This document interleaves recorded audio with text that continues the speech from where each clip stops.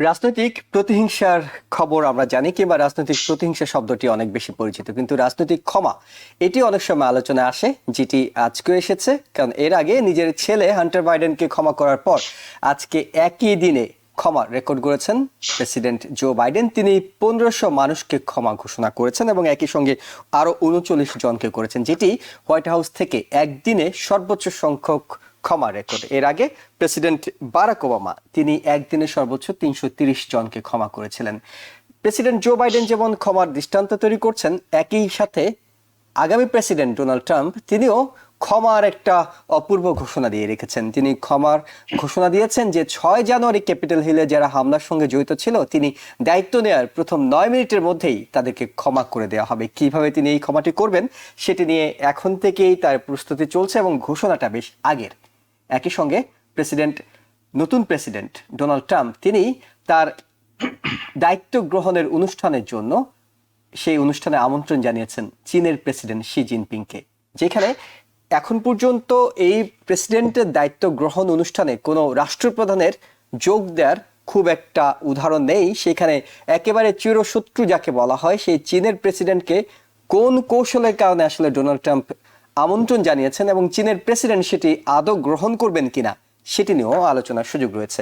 এবং একই সাথে আলোচনা করব সোশ্যাল মিডিয়ার মূল উদ্যোক্তা যারা, একেবারে ইলন মাস্কের এক্সের পরে এখন মার্ক জুকারবার্গ ফেসবুক এবং মেটার, তিনিও কিন্তু ডোনাল্ড ট্রাম্পের ঘনিষ্ঠ হওয়ার চেষ্টা করছেন। এর আগে মালালাগোতে ঘুরে গেছেন, এবার ডোনাল্ড ট্রাম্পের দায়িত্ব গ্রহণ অনুষ্ঠানের জন্য তিনি $1 বিলিয়ন অনুদান দিচ্ছেন, অর্থাৎ ডোনাল্ড ট্রাম্পকে গিফট করছেন। এটি নিয়ে আবার ইলন মাস্ক কি ভাবছেন সেটাও কিন্তু আলোচনার অনেক প্রশ্ন জন্ম দিচ্ছে।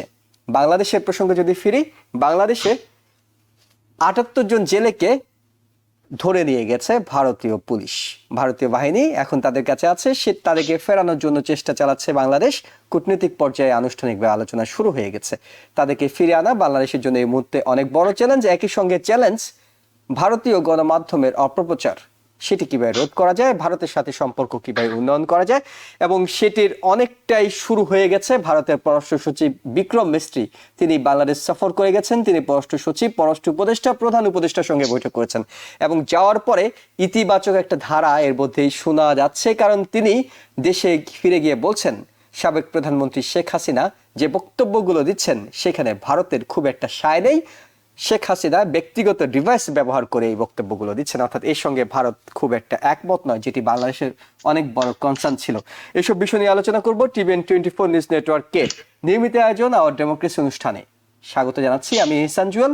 আমার সাথে বিশেষজ্ঞ অতিথি হিসেবে যুক্ত হচ্ছেন স্ট্যান্ডার্ড এক্সপ্রেসের সিও ও রাজনৈতিক বিশ্লেষক মোহাম্মদ মালেক, এবং একই সঙ্গে আছেন প্রযুক্তিবিদ ও রাজনৈতিক বিশ্লেষক আয়েশা দেওয়ান। আপনাদের দুজনকেই স্বাগত।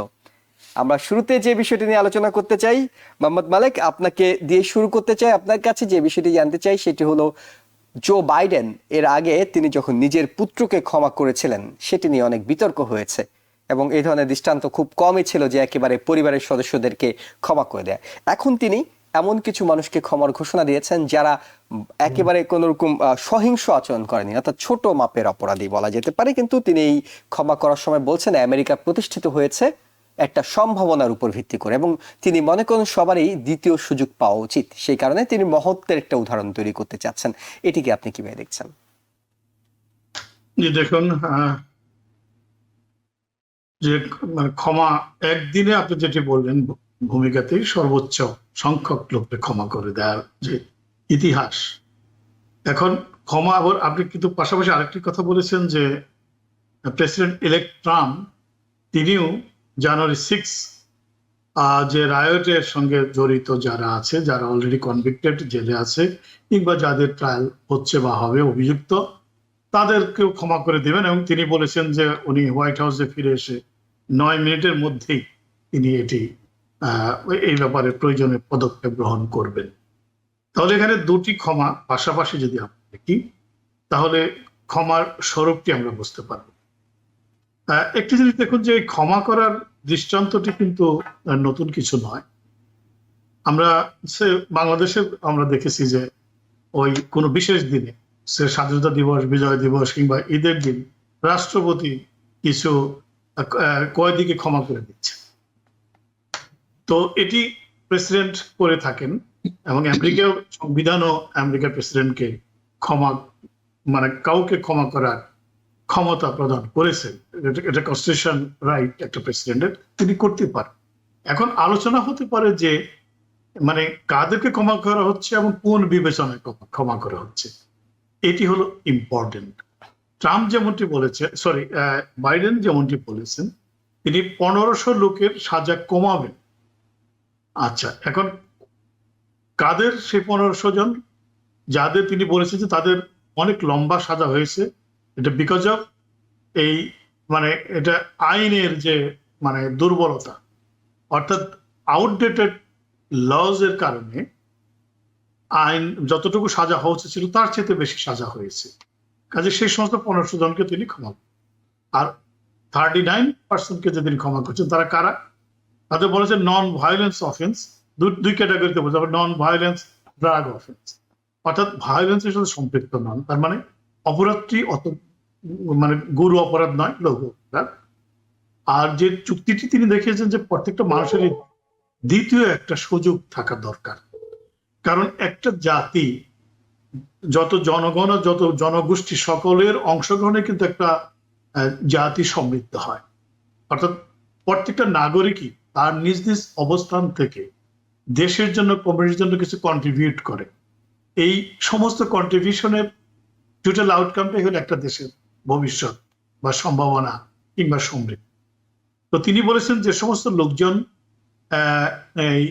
এই মানে এই লঘু অপরাধ হচ্ছে, তারা যদি দ্বিতীয়বার সুযোগ পায় তাহলে তাদেরকে যেমন পুনর্বাসন বা রিহ্যাবিলিটেট করা যাবে, তারা কমিউনিটিতে প্রবেশ করে তারা একটা স্ট্রং এবং ভাইব্রেন্ট কমিউনিটি বিনির্মাণে তাদের অবদান রাখতে পারবে। এই প্রসঙ্গে একটি উদাহরণ দেওয়া যেতে পারে। উদাহরণ আছে যে 49 বছর বয়স্ক ভার্জিনিয়ার একজন, তখন তার বয়স ছিল 21, তখন তিনি কনভিক্টেড হয়েছেন এবং জেলে থেকেছেন। পরবর্তীতে তিনি জেল থেকে বেরিয়ে বিশ্ববিদ্যালয়ের ডিগ্রি নিয়েছেন, ইউএস ডিফেন্সে কাজ করেছেন, এবং তিনি একজন ভালো ভেটারেন হিসেবে দেশের সেবা, সর্বোচ্চ সেবা প্রদান করেছেন। তো এরকম বহু সম্ভাবনাময় লোক হয়তো খুব ক্ষণিকের বা খুব লোক মানে বলে ছোটখাটো অপরাধ করেছে, তাদেরকে যদি দ্বিতীয়বার সুযোগ দেওয়া হয় তাহলে তো তারা একটা ভালো কিছু করতে পারে, এবং সেটা যেমন তার ব্যক্তিগত জীবনটাও অর্থবহ হলো, একটা দেশের জন্য সেটি। এবং সেটাই আসলে বাইডেন বলার চেষ্টা করছেন যে দ্বিতীয় একটা সুযোগ পাওয়ার কিন্তু ট্রাম্পের বিষয়টি আপনি দেখেন যে ট্রাম্প কাদেরকে ক্ষমা করবেন, যারা রায়ট করেছে জানুয়ারি 6। আমেরিকার ইতিহাসে এরকম ভয়ঙ্কর মানে ঘটনা আর ঘটেনি, যে ক্যাপিটালের দখল করে যে তাণ্ডব তারা করছে এবং ডেলিভারিটলি করেছে, এবং ইলেকশনের আউটকামকে চ্যালেঞ্জ করে ছুঁড়ে ফেলে দেওয়ার জন্য করছে। অর্থাৎ গণতন্ত্রের যেটি মূল স্পিরিট, যে জনগণ যাকে খুশি তাকে নির্বাচিত করতে পারবেন এবং নির্বাচিত ব্যক্তির কাছে পিসফুল ট্রানজিশন অফ পাওয়ার হবে, যেটা আমেরিকার গণতন্ত্রের একটা বিউটি ছিল, সেটার উপর একটা আঘাত যেটা পুরোপুরি আনকনস্টিটিউশনাল এবং রাষ্ট্রদ্রোহিতার সামিল। এরকম লোকটা তিনি ক্ষমা করবেন, এটা কোয়াইট ন্যাচারাল, তিনি করবেন, তার নেচার সেরকম। এবং কেন করবেন? কারণ ওই তারা যদি সফল হতো জানুয়ারি 6-এ, তাহলে তার ফসলটি কে পেত? ট্রাম্প পেত। ট্রাম্পের কথাই তারা ওই প্রায়োরিটি করেছে ক্যাপিটাল হয়েছে, কাজেই উনি সুযোগ পেয়েছেন। তার জন্য যারা জীবন বাজি রেখে সেদিন সেখানে গিয়েছিল তাদের জন্য তিনি করবেন, সেটাই ন্যাচারাল। এখন আমরা যারা সাধারণ মানুষ, আমাদের দুটো ক্ষমাকে পাশাপাশি নিয়ে তারপরে আমাদের নিজস্ব যে মূল্যায়ন, আমাদের নিজস্ব মূল্যায়ন দিয়েই আমরা বিষয়টিকে দেখব, সেটাই আমরা আশা করি। জি, সাথে যখন ট্রাম্প নিয়ে আমরা কথা বলছি তখন টাইম ম্যাগাজিন বলছে যে পারসন অফ দ্য ইয়ার তিনি নির্বাচিত হয়েছেন, এবং এর আগে 2016 সালে হয়েছিলেন। যেটি বলছিলেন মোহাম্মদ বালেক যে ক্ষমা, যখন যারা 6 জানুয়ারিতে দাঙ্গা করেছে তাদেরকে তিনি ক্ষমা করবেন। একটা যুক্তি হতে পারে এটা পেছনে, যে যারা আহ্বানে দাঙ্গা করেছেন তিনি যদি প্রেসিডেন্ট হতে পারেন, যারা দাঙ্গা করেছেন তারা অন্তত ক্ষমা পেতে পারেন না কেন? যাই হোক, এই ক্ষমাটাকে, অর্থাৎ তিনি যে আগেই ঘোষণা দিয়েছিলেন, এটা এমন না যে তিনি প্রেসিডেন্ট হওয়ার পর ঘোষণা দিচ্ছেন, আগে বলেছিলেন যে, এবং জনগণ তো তাকে প্রেসিডেন্ট নির্বাচিত করেছে এত ঘোষণা দেওয়ার পরেও। এই ক্ষমাটা আসলে ইতিহাসে কিভাবে থাকবে, অর্থাৎ দাঙ্গাকারীদেরকে যদি ক্ষমা করে দেওয়া হয় গণহারে, তাহলে সেটা আসলে ইতিহাস কিভাবে মূল্যায়ন করবে বলে আপনি মনে করছেন? ধন্যবাদ জুয়েল আপনাকে এবং টিভিএন এর সকল দর্শককে। তো এই ব্যাপারটা আমরা জানি, এটা আরো একটা সময় সাপেক্ষ ব্যাপার। আমরা দেখব এখন ইতিহাসের মূল্যায়ন যদি আমরা চিন্তা করি এই মুহূর্তে, ক্ষমার ব্যাপারটিতে যদি আমরা যাই, যেটা মালিক ভাই বললেন যে একজন প্রেসিডেন্টের এখতিয়ারে তিনি ক্ষমা করতে পারেন এবং তিনি কোন ধরনের আহ, কোন আইডিওলজিতে এসে সেটা করবেন তার ব্যক্তিগত ইচ্ছে। যেমন হান্টার বাইডেনকে ক্ষমার ব্যাপারটি অনেক ডেমোক্রেটরা কিংবা বাইডেন সমর্থকরা অনেকে খুব ভালোভাবে নেননি, কিংবা সেটা অনেক বেশি সমালোচিত হয়েছে ব্যক্তিগত নেপোটিজম হিসেবে। কিন্তু তার নিজস্ব যে যুক্তি ছিল, সেখানে তিনি তার যুক্তিতে সেটাকে আহ খুব লিজিট ভেবেছেন বলেই তিনি ওটা করেছেন। একইভাবে আজকের বাকি ঘোষণাগুলো। তো সেই পরিপ্রেক্ষিতে যদি আমরা চিন্তা করি যে 6 জানুয়ারির ঘটনা নিয়ে আমরা জানি যে আমাদের দেশের এই মুহূর্তে যে অবস্থা, এটা পুরোপুরি ওপিনিয়নের দিক থেকে পুরো ডিভাইডেড। আমরা হয়তো অনেকেই মনে করছি যে 6 জানুয়ারির ঘটনাটি পুরোপুরি এবং এটা ভীষণই আনকনস্টিটিউশনাল একটা ব্যাপার হচ্ছে এবং আমাদের ইতিহাসে it's going to be a dark chapter. এটা নিয়ে আমাদের কোনো দ্বিমত নেই। কিন্তু সময়ে এরকম আমরা যখন পুরনো ইতিহাস ঘাঁটি, তখনও দেখি যে এরকম অনেক আনএক্সপেক্টেড ঘটনা ঘটেছে এবং ওটা over the time society overcome করেছে, অ্যাকসেপ্ট করে নিয়েছে। তো সেরকম ভাবে যেমন 6 জানুয়ারির ঘটনাটাও আমাদের কাছে একেবারেই অপ্রত্যাশিত ছিল, তবে এই 6 জানুয়ারির ঘটনার সাথে যারা জড়িত ছিল তাদের একটা বিরাট অংশ, আমি বলবো যে যারা হয়তো একটা ব্যাড ইন্টেনশন নিয়ে কাজ করেছেন, কেউ কেউ হয়তো হুজুগেও এসছে, কিন্তু ওভারঅল যারা মোটা দাগে এখানে মামলা যাদের বিরুদ্ধে হয়েছে, তারা প্রত্যেকেরই একটা নেতিবাচক ভূমিকা ছিল পুরো ব্যাপারটাতে। কিন্তু ডোনাল্ড ট্রাম্প প্রেসিডেন্ট হবার আগেও তিনি এটা বরাবরই বলেছেন, এবং এই যখন 6 জানুয়ারির ঘটনা নিয়ে ইনভেস্টিগেশন শুরু হয়েছে কেস, তখন থেকে তিনি কিন্তু এটার ব্যাপারে ভীষণ রকমের প্রতিবাদী ছিলেন। তো সেখান থেকে আমরা জানতাম যে এটা ইটস কামিং, উনি যদি প্রেসিডেন্ট হন উনি এটা করবেন, এবং উনি জনগণের ম্যান্ডেটেই প্রেসিডেন্ট হয়েছে, যেটা আপনি বললেন। এবং আমাদের জনগণের মধ্যেও এখন দ্বিধা বিভক্তি। অনেকেই হয়তো মনে করছেন যে এটা এই ক্ষমা ঘোষণা করবার ব্যাপারটা এমন কোনো বড় ঘটনা নয়। আবার আরেকটা গোষ্ঠী হয়তো চিন্তা করছে যে না, এটা একটা আনএথিক্যাল ব্যাপার, কারণ এথিক্স এর দিক থেকে আমরা এটা সমর্থন করতে পারি না। সেই জায়গা থেকে হয়তো সেই মানুষগুলো সবাই কোনো রকমের হ্যাজার্ডাস কিছু করেনি, প্রত্যেকে হয়তো খুব হার্মফুল কিছু করতো না, কিন্তু এই ঘটনায় যে তারা ইনভলভ হয়েছে এটাই আনএথিক্যাল ব্যাপার। সো ওই কোয়েশ্চেন থেকে আমরা এটাকে জাজ করছি। তো এই পুরো ব্যাপারটা ইতিহাসের কিভাবে দেখবে, ইতিহাস কিন্তু দুটোকেই রাখবে, এবং এটা একটা ডার্ক এপিসোড। এখন এখানে অনেক কিছুই আমরা এখন শঙ্কা প্রকাশ করছি যে আগামী দিনে আমাদের কি হবে। অনেক কিছুই আনঅর্থোডক্স হচ্ছে, আনএথিক্যাল ভাবে হচ্ছে, এবং আমেরিকার এবারের নির্বাচনে প্রেসিডেন্ট পদপ্রার্থী হয়ে যখন উনি হয়েছেন, তখনও কিন্তু কথা হয়েছে যে একজন কনভিক্ট ফেলেন কি করে নির্বাচন করতে পারেন, তারপরে তিনি যদি প্রেসিডেন্ট হয়ে যান তাহলে কি হবে, উনি কনভিক্টেড হয়ে যদি তার রায় ঘোষণা করা হয়। এই প্রশ্নগুলো কিন্তু বারবারই ঘুরে ঘুরে আসছে, কারণ এগুলো খুবই আনইউজুয়াল সার্কামস্ট্যান্সেস এন্ড সিচুয়েশন, যেটা আমরা আগে ফেস করিনি। কিন্তু প্রত্যেকটা ঘটনা যখন ঘটে সেটার একটা ন্যাচারাল কনসিকুয়েন্সেস হয়। তো সেদিকেই আমরা এগোচ্ছি, এবং ইতিহাস সেভাবেই এটাকে এবং এবং ইতিহাসের মূল্যায়নটা আসলে অনেক টাইমের বিষয় থাকে, হ্যাঁ, অনেক অবশ্যই পরে গিয়ে ইতিহাস আমরা দেখবো যে জি তখন কিভাবে মানুষ আমাদের পরে অনেক বছর পরে সেটাকে ইতিহাসের পাতা কিভাবে থেকে যখন মূল্যায়ন করবে, কোন জানবে, বিষয়টিকে মাথায় তুলবে, এটি কিভাবে এটা রেজিস্টার্ড হবে। জি। তো সেটা এই মুহূর্তে আমাদের জনসমক্ষে যে ওপিনিয়ন, সেটা অবশ্যই দ্বিধা বিভক্ত, এবং এই রায়টি আসবে কিংবা এই ক্ষমাটি আসবে, এটা আমরা সবাই কাঙ্ক্ষিত জানা ঘোষণা।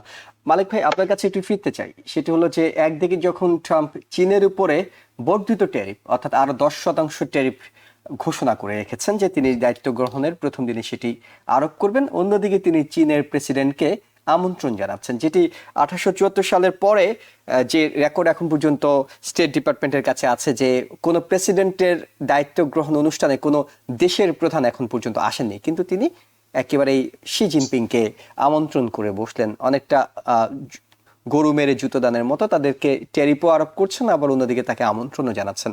যদিও শি জিনপিং এর ব্যাপারে ডোনাল্ড ট্রাম্প সবসময় উচ্ছ্বসিত প্রশংসা করছেন, তাকে ব্রিলিয়েন্ট বলছেন 1.4 বিলিয়ন মানুষকে তিনি কন্ট্রোল করেন, সহজ মানুষ না। কিন্তু শেষ পর্যন্ত শি জিনপিং কি আসার সম্ভাবনা আছে? আপনার কাছে কি মনে হয়, কিংবা ডোনাল্ড ট্রাম্পই কেন শি জিনপিংকে আমন্ত্রণ করতে গেলেন? জি, আমি আপনার এই প্রশ্নের দ্বিতীয় অংশটা আগে বলি। ডোনাল্ড ট্রাম্পের মতো মানুষই এটি করতে পারে না। তার কারণ ডোনাল্ড ট্রাম্প যতটা না লিডার, পলিটিক্যাল পার্সন, তার চাইতে বড় তিনি ট্রানজ্যাকশনাল পার্সন, অর্থাৎ তিনি ট্রানজ্যাকশন করতে পছন্দ করেন।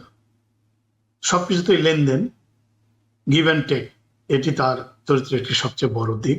আর আরেকটি বিষয় হলো তিনি স্ট্যান্ড বাজিটা পছন্দ করেন। তিনি সবসময় লাইমলাইটে থাকতে চান এবং চমক দেখে, এবং যে কোনো বিষয় দেখবেন তার প্রধান বৈশিষ্ট্য হল চমক। চমক দিয়ে তিনি আলোচনায় থাকবেন। এই আমেরিকার 4 বছর পর পর নির্বাচন হয়, তারপরে সেটার শপথ গ্রহণ অনুষ্ঠানও হয়, এটি হয়ে আসছে। কিন্তু এরকম ভাবে কখনো এরকম হঠাৎ করে যাকে সবচেয়ে বড় শত্রু মনে করে তাকে দাওয়াত দিয়ে বলতাম যে আমার ইনগ্রেশন আসবেন, তো এটি ওনার মতো লোকই পারেন। কাজে এটা নাথিং সারপ্রাইজিং, এটা আমি মোটেও বিস্মিত নই। কারণ উনি দেখেন যে চীনের বিরুদ্ধে চীনকে প্রধান প্রতিদ্বন্দ্বী তিনি মনে করেন, আবার সেই চীনের নেতাকে তিনি ব্রিলিয়ান্ট গাইড, তাই না? আবার তিনি পুতিনকে বলেন যে আমেরিকার শত্রু তার বন্ধু, তাই না? তার বন্ধু হিসেবে পরিচয় দিতেও তিনি গর্ববোধ করেন।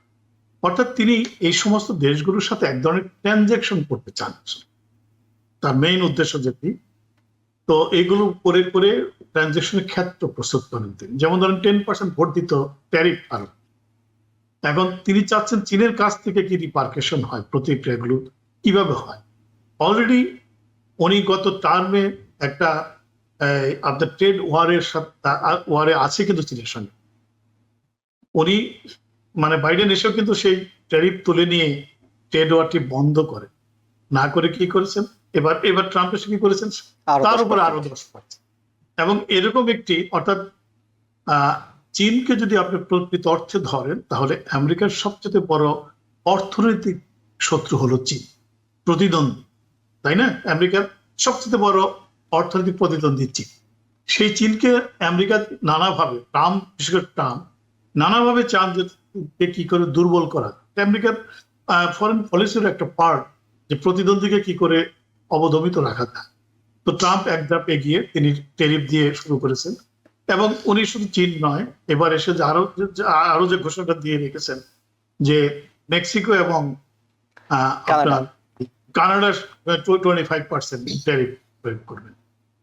এখন দেখুন যে উনি যদি করে, হ্যাঁ এর বিভিন্ন দিক মানে ভালো মন্দ আছে, ট্যারিফ বসালে সেগুলো ভিন্ন আলোচনা। কিন্তু আমি মনে করি যে উনি চীনের প্রেসিডেন্টকে এই ইনভাইট করে একটা চমক সৃষ্টি করলেন এবং চীনকে বুঝিয়ে দিতে চাইলেন যে দেখো, আমি তোমাকে আমি তাই বলি না কেন, তোমাকে কিন্তু আমি বন্ধুই ভাব, সেই জন্য আমার অনুষ্ঠানে তোমাকে আমি দাওয়াত দিয়েছি। আসলে তিনি ট্রানজিশন করতে চাচ্ছেন, মূল উদ্দেশ্য পিছনে কারণ চীনের সঙ্গে সাম সোর্স অফ নেগোসিয়েশন বা একটা ডায়ালগ ওপেন করা যায়। এটি মানে এটা কি ডমিনেন্সের কোনো বিষয় আছে আপনার কাছে? কি মনে হয় যে এটা একটা ডমিনেন্সি এক ধরনের, যে আমার অনুষ্ঠানে আমি তোমাকে দাওয়াত দিচ্ছি? এটা কারণ শি জিনপিং তো কোনোভাবে আসতে পারবেন না, তিনি যদি আসেন তার দেশের ভিতরে তিনি সমালোচনার মুখে পড়বেন। না, তিনি আসবেনও না। এখন কেউ কেউ হয়তো বলছে যে তিনি হয়তো তার কোনো প্রতিনিধি পাঠাতে পারেন, রাইট? আমি ঠিক জানি না প্রতিনিধিও পাঠাবেন কিনা, এবং আমি ব্যক্তিগত মনে করি সেটিও না হতে পারে। অর্থাৎ চীন এটির উপর কোনো প্রতিক্রিয়া হয়তো না দেখে, কিন্তু উনি চাচ্ছেন যে একটা গুড উইল, তার গুড ইন্টেনশন, যে আমি একটা গ্লোবাল লিডারশিপ করতে চাই এবং অল ওয়ার্ল্ড গ্লোবাল লিডার্স যারা আছে তাদের সঙ্গে আমি ডায়ালগ ওপেন করতে চাই, তাদের সঙ্গে বসতে চাই একটা সুন্দর পৃথিবী গড়ার জন্য আমি সবাইকে নিয়ে কাজ করতে চাই, এই ধরনের একটা গেস্টার তিনি বোঝানোর চেষ্টা করছেন এটা দিয়ে। কিন্তু আসলে আমি মনে করি যে এর পিছনে আসলে কোনো সদ উদ্দেশ্য নেই, এবং চীনও সেটি বুঝবে এবং বুঝে চীনের পক্ষ থেকে প্রতিক্রিয়াটি সেরকমই হবে বলে আমার ধারণা। যে লেনদেনের কথা আপনি বলছিলেন আয়েশা দেওয়ান, সেই লেনদেনে একটু ফিরতে চাই। সেটি হলো, এর আগে আমরা দেখেছি ইলন মাস্কের সঙ্গে একটা বড় অঙ্কের লেনদেন হয়েছে। এখন এগিয়ে আসছেন মেটার মার্ক জুকারবার্গ। তিনি $1 মিলিয়ন এর মধ্যে দিয়ে দিয়েছেন এই শপথ গ্রহণ অনুষ্ঠানের জন্য। যদিও আমরা যদি ইতিহাস একটু ঘেটে দেখি, তখন দেখছিলাম যে ডোনাল্ড ট্রাম্প তার লেখা বইয়ে এই মার্ক জুকারবার্গ সম্পর্কে বলছিলেন যে 2020 সালে জুকারবার্গ তাকে তার নির্বাচনে অসহযোগিতা করেছে এবং এরকম যদি আরেকবার করে তাহলে তার সারা জীবন জেলে থাকা উচিত। এই ধরনের কমেন্টস তিনি তার বইতে লিখেছেন। সেই জাকারবার্গের সঙ্গে এখন এক ধরনের সম্পর্ক তৈরি হতে যাচ্ছে। ইলন মাস্ক কিভাবে সেটিকে নেবে? অন্যদিকে সব সোশ্যাল মিডিয়া, অ্যামাজনের প্রতিষ্ঠাতা, এক্সের প্রতিষ্ঠাতা, অন্যদিকে ফেসবুক মেটার প্রতিষ্ঠাতা, তারা সবাই ট্রাম্পের দিকে ঝুঁকছেন। এটা কি শুধুই ব্যবসায়িক বলে মনে হচ্ছে আপনার কাছে? আপনার কি মনে হচ্ছে? এটা ব্যাপারটা হচ্ছে যে, যেটা মার্ক জাকারবার্গের ব্যাপারে বললেন যে 2016-তে আমরা জানি, তারপরে উনি 2021-এ বাইডেনের কখনোই কিন্তু ইনঅপারেশনে কখনো মেটা কোনো সময় ডোনেট করেনি। এই তার this is the first time ডোনেশনে গেলেন। তার আগে উনি মারা-লাগোতে যে দেখা করেছেন। আর বইতে যেটা লিখেছেন তাছাড়াও তিনি বহুবার টুইট করেছেন মার্ক জাকারবার্গকে ডিরেক্টলি অ্যাড্রেস না করেও তাকে মানে ইনডিরেক্টলি অনেকবারই থ্রেট দিয়েছেন ডোনাল্ড ট্রাম্প, এবং সেটা সবাই জানেন ব্যাপারটা কি।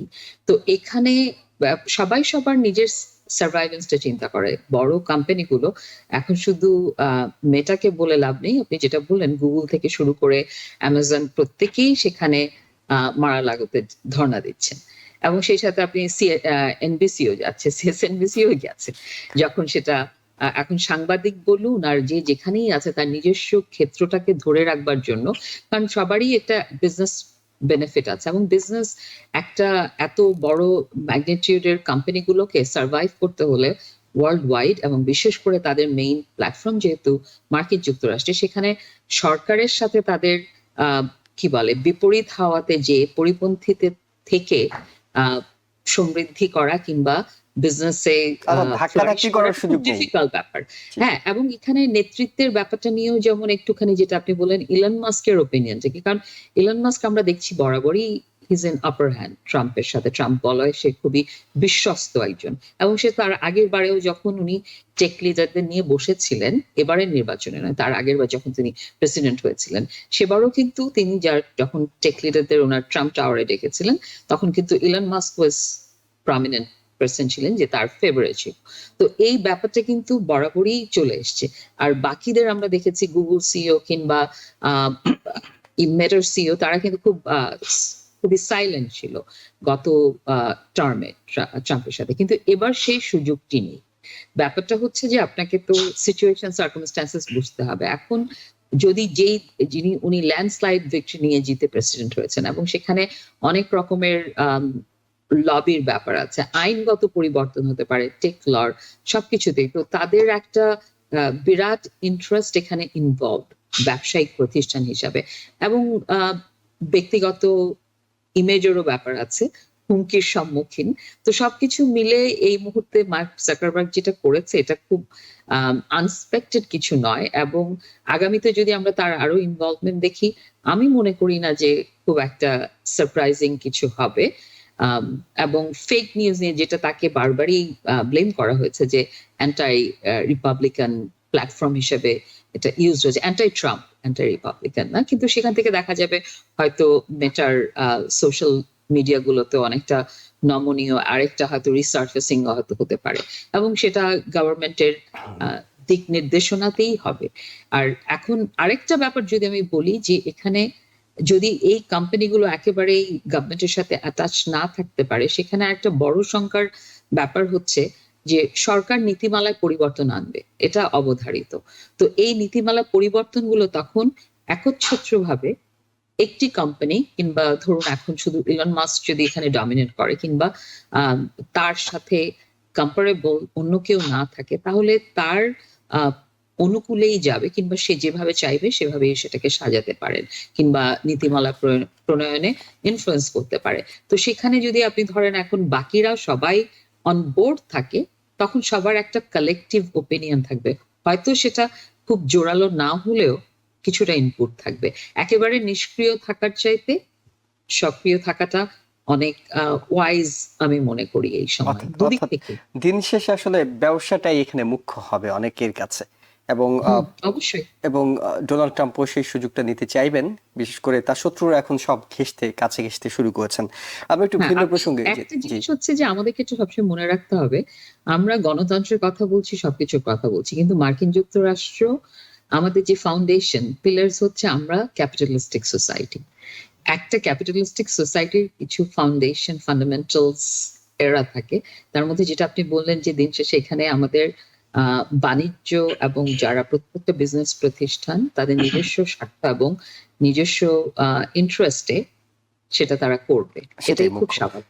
আমরা একটু ভিন্ন একটা প্রসঙ্গ মোহাম্মদ মালিক আপনার কাছে জানবো, আপনি যে সিটিতে বাস করছেন নিউ ইয়র্ক সিটি, এই সিটির মেয়র এরিক অ্যাডামস তিনি বেশ জোরে সোরেই গণবিতরণ মাস ডেপুটেশনের পক্ষে অবস্থান নিয়েছেন, যেখানে আমরা দেখছি বোস্টন, লস অ্যাঞ্জেলসের মতো ডেমোক্রেটিক মেয়ররা যেখানে ট্রাম্পের এই নীতির বিরুদ্ধে অবস্থান নিচ্ছেন সেখানে আগ বাড়িয়ে একেবারে পূর্ণ সমর্থন ঘোষণা।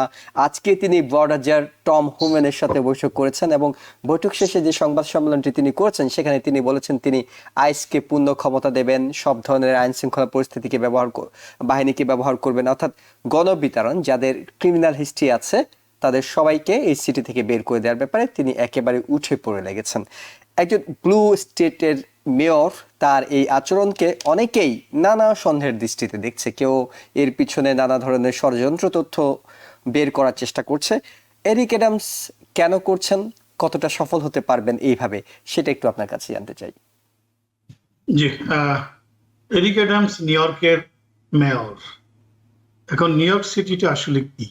নিউ ইয়র্ক সিটি একটা স্যাংচুয়ারি সিটি হিসাবে আমরা জানি, এবং স্যাংচুয়ারি সিটি হলো যারা অবৈধ ইমিগ্রেন্ট তাদের জন্য বলতে পারেন একটা অভয়ারণ্য, অর্থাৎ তাদেরকে আশ্রয় দিয়ে থাকে সিটি, প্রটেক্ট করে থাকে, তাদের কর্মসংস্থানের ব্যবস্থাও করে থাকে। এবং আরেকটি কথা বলি যে নিউ ইয়র্ক সিটিতে একমাত্র আনডকুমেন্টেড যারা ইমিগ্রেন্ট আছে তাদেরকে সিটিতে কিন্তু ফটো আইডি দেওয়া হচ্ছে, এবং বহু আনডকুমেন্টেড ইমিগ্রেন্ট যাদের new York city photo ID দিয়েছে। এবং এই স্যাংচুয়ারি সিটি হিসেবে নিউ ইয়র্ক সবচেয়ে বড় শহর হিসেবে এখানে ইমিগ্রেন্টদের সংখ্যাও অনেক বেশি। তো মেয়র যে কথাটি বলেছেন, যুক্তি দেখিয়েছেন যে তিনি নিউ ইয়র্ক সিটিবাসীকে প্রটেক্ট করতে চান ক্রিমিনালদের হাত থেকে। যে যুক্তি তিনি দেখিয়েছেন যে মেয়র হিসেবে তার দায়িত্ব নিউ ইয়র্কবাসীকে প্রটেক্ট করা এই অবৈধ ইমিগ্রেন্টদের এই ভায়োলেন্স বা অপরাধের হাত থেকে।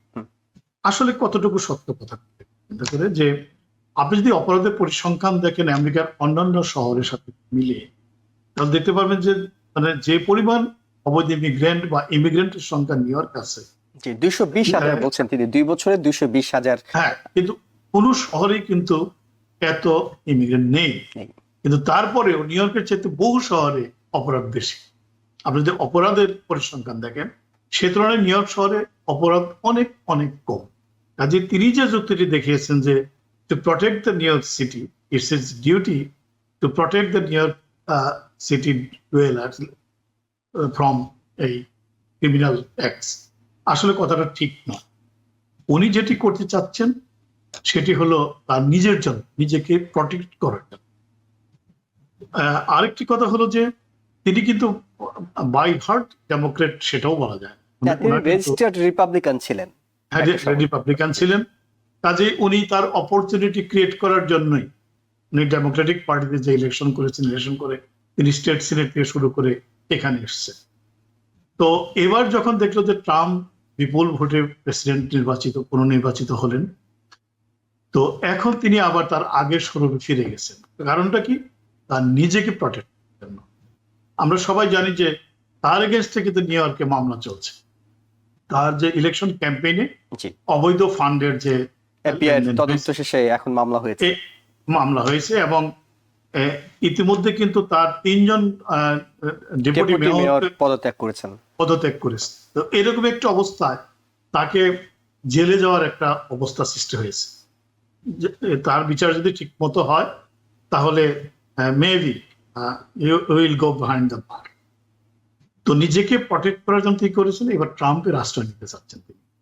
তাইলে ওই যে বললাম ট্রানজেকশনাল কথাটা আমি আগে বলেছি, দুজন এরিক অ্যাডামস ট্রানজেকশনাল পার্সন হিসাবে কাজ করছেন, গিভ অ্যান্ড টেক। যে অলরাইট, তুমি তো অবৈধ ইমিগ্রেন্টদের বের করে দিবে, আর আমার এখানে সবচেয়ে বেশি আছে, আমি তোমাকে সহযোগিতা করবো। তোমার আজকে আমি বাধা দেওয়া দূরের কথা, আমি জামাই আদর করে নিয়ে আসবো আজকে, এটা সব অপরাধে বের করে দিব, তুমি আমার জেলে যাওয়া থেকে ফিরিয়ে দিবে।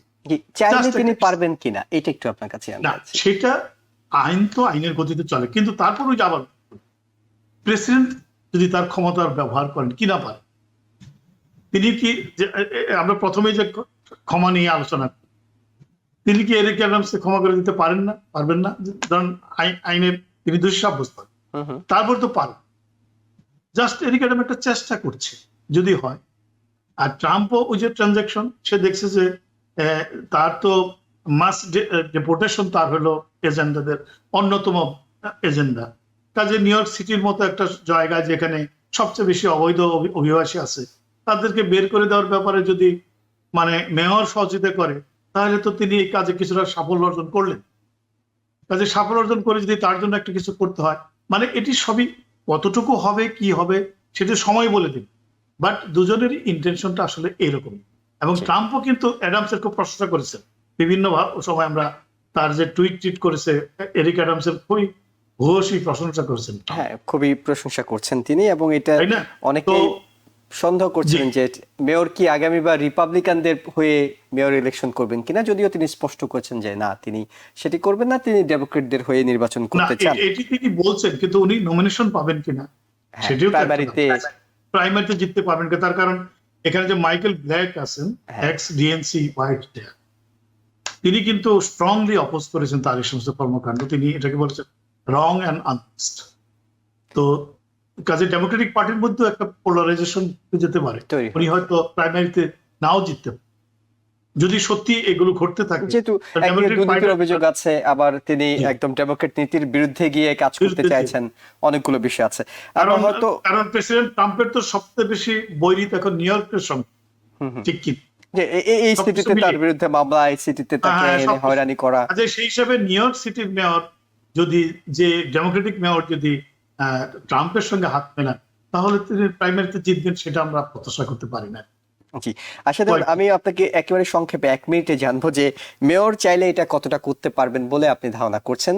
তিনি ডেমোক্রেটিক মেয়র, অন্যদিকে রিপাবলিকানরা ক্ষমতায় থাকছেন, সেঞ্চুরি সিটি, সবকিছু মিলিয়ে এরপর আমরা হয়তো একটা ছোট বিরতিতে যাব। কতটা পারবেন সেটার ব্যাপার হচ্ছে যে আপনি এক্সিকিউটিভ অর্ডার করতে পারেন, এবং সেখানে যতখানি ম্যাক্সিমাইজ করা যায় সেটা করতেই পারেন আইসকে সঙ্গে, কারণ এটা হচ্ছে ফেডারেল গভর্নমেন্টের ইনিশিয়েটিভ। এবং যেটা আপনি বললেন সেঞ্চুরি সিটির কিছু নিয়ম থাকে, কিন্তু সেই নিয়মের বাইরে যেতে হলে একটা উনি মেয়র হিসেবে ওনার একটা ক্ষমতা আছেন, যেটার হয়তো উনি ম্যাক্সিমাম ইউটিলাইজেশন করতে পারেন। তো সেটা করেও তিনি যতখানি ইউটিলাইজেশন আনতে পারবেন সেটা হয়তো তিনি করবেন। আর আমি একটা কথা অ্যাড করতে চাই যে মালিক ভাই যেটা বললেন যে এখানে গিভ এন্ড টেকের ব্যাপার, এটা শুধুমাত্র ট্রাম্প যে ইমিগ্রেন্টের বড় হাব নিউ ইয়র্ক সিটি, সেজন্যই এরিক অ্যাডামসের সাথে ভালো সম্পর্ক তৈরি করছে কিংবা প্রশংসা করছে, সেটা পুরোপুরি নয়। তার সাথে আরেকটা ব্যাপার হচ্ছে তার বিরুদ্ধে যে মামলাগুলো, কারণ ফেডারেল মামলাগুলোতে হয়তো তিনি তার নিজেকে সেলফ পার্ডন করতে পারেন, হয়তো করবেন, কিন্তু নিউ ইয়র্কে যে মামলাটি আছে সেখানে তো রায় এসছে, হয়তো এখন যেটা প্রপোজাল হচ্ছে যে এই মামলা খারিজ করে দিতে কিংবা সেটাকে 2029 পর্যন্ত কোনো স্থগিত রাখছে। তো এই ব্যাপারটাতে সেখানেও তার একটা ইন্টারেস্ট কাজ করছে, ভ্যাস্ট ইন্টারেস্ট কাজ করছে, and he is trying to come back to New York. আজকে যেটা দেখছেন যে টাইমসে তাকে অ্যাওয়ার্ড করা হলো, এবং উনি নিউ ইয়র্ক স্টক এক্সচেঞ্জে আজকে বেল ঘন্টা বাজালেন। তো এগুলো সব indication is that he is trying to win the new York city back again, যেটা উনি লুজ করেছেন। তো এই পুরো ব্যাপারটাই কাজ করছে একসাথে। তবে যে ইলিগাল ইমিগ্রেন্টদের নিউ ইয়র্ক সিটি থেকে ইয়ে করবার ব্যাপারে মেয়রের যথেষ্ট ক্ষমতা আছে, এবং ওনার এক্সিকিউটিভ ক্ষমতাতে তিনি যা করতে পারেন সেটা যদি ইচ্ছা পোষণ করেন যে ফেডারেল গভর্নমেন্টের সাথে তিনি একাত্মভাবে কাজ করবেন, কিন্তু সেটাতে তিনি কতখানি বৈরিতার মুখোমুখি পড়বেন, বিশেষ করে বামপন্থী এক্সট্রিম লেফটিস্ট ডেমোক্রেটদের সামনে তাকে ভীষণ রকমের একটা জবাবদিহিতাতে আসতে হবে।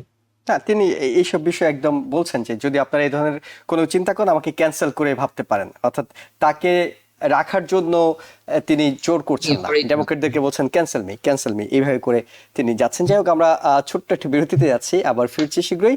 দর্শক আমাদের সঙ্গে থাকুন। আবার স্বাগত ডেমোক্রেসি অনুষ্ঠানে। আমার সঙ্গে অতিথি হিসেবে যুক্ত আছেন স্ট্যান্ডার্ড এক্সপ্রেসের সিও রাজনৈতিক বিশ্লেষক মোহাম্মদ মালেক এবং প্রযুক্তিবিদ ও রাজনৈতিক বিশ্লেষক আয়েশা দেওয়ান। আপনাদের দুজনকে আবারও স্বাগত জানাচ্ছি। আমরা সব মিলে 5 মিনিট সময় পাবো। এর মধ্যে একটা প্রসঙ্গে বেশি আলোচনা করতে চাই, তবে বাংলাদেশকে চোখ রাখতে হচ্ছে আরাকানের দিকেও, কারণ এর মধ্যে আরাকান আর্মি তারা বলছে যে তারা আরাকান স্টেটের 80% দখল করে নিয়েছে, যার সঙ্গে বাংলাদেশের প্রায় 271 কিলোমিটার সীমান্ত আছে। কিন্তু আমরা মূলত আলোচনাটা এই 5 মিনিট নিতে চাই ভারতের সঙ্গে, যে একটা সম্পর্কে সুবাতাসের ইঙ্গিত পাওয়া যাচ্ছে যখনই বিক্রম মিস্ত্রি বাংলাদেশ সফর করে ভারতে ফিরেছেন, তখন তিনি বলছেন বাংলাদেশের সাথে ভারতের সম্পর্ক কোনো একক রাজনৈতিক দল বা একটি সরকারের মধ্যে সীমাবদ্ধ নয়, জনগণের সাথে সম্পর্ক রাখার উপর গুরুত্ব দিচ্ছে ভারত। এবং আরেকটি স্টেটমেন্টে তিনি বলছিলেন যে শেখ হাসিনা সাবেক প্রধানমন্ত্রী তিনি যে বক্তব্যগুলো দিচ্ছেন সেগুলো ভারতের সেখানে কোনো সায় নেই, তিনি ব্যক্তিগত ডিভাইস ব্যবহার করে দিচ্ছেন। মোহাম্মদ মালিক, এটা আসলে সম্পর্কে সুবাতাসের ইঙ্গিত কি আপনার কাছে মনে হচ্ছে, নাকি মনে হচ্ছে এটা কূটনৈতিক ভাষায় তো আসলে এইভাবে এই কথা বলতে হয়? জি, আসলে কূটনৈতিক ল্যাঙ্গুয়েজ গুলো এরকমই হয় এবং ডিপ্লোম্যাটিক যে মুভমেন্ট গুলো সেগুলো এরকম। আপনি দেখেন অ্যাপার্ট ফ্রম ডিপ্লোমেসি, আপনি যদি ব্যক্তিগত পর্যায়েও দেখেন যে কোনো রিলেশনশিপ, দুজন মানুষের বা একাধিক মানুষের যে সম্পর্কটি থাকে, এই সম্পর্ক তো সবসময় মসৃণ গতিতে একই ছন্দময় হয়ে চলে, কখনো কখনো ছন্দপতন ঘটে এবং আবার সেই মানে একটা নির্দিষ্ট সময় পরে আবার ছন্দে ফিরেও আসে। ভারত বাংলাদেশের যে সম্পর্কটি এটি ঐতিহাসিক, সাংস্কৃতিক এবং সামাজিক, দুই প্রতিবেশী দেশের মধ্যে সম্পর্কটা এরকম। কাজেই কখনো এই সম্পর্কের মধ্যে জোয়ার ভাটা থাকবে, সেটাই স্বাভাবিক। এবং তাই হচ্ছে একটা রিজিম চেঞ্জের ফলে ভারতের সঙ্গে একটা অবিশ্বাস, একটা অস্বস্তি চলছে দুই দেশের মধ্যে, বাংলাদেশ ভারত দুই দেশের মধ্যে। এবং এই অস্বস্তিকর অবস্থার জন্য কতগুলো কারণও আছে। যেমন ধরুন, বাংলাদেশের জন্য সবচেয়ে অস্বস্তিকর বিষয় হলো যে বাংলাদেশের ক্ষমতাচ্যুত প্রধানমন্ত্রী ভারতে আছেন।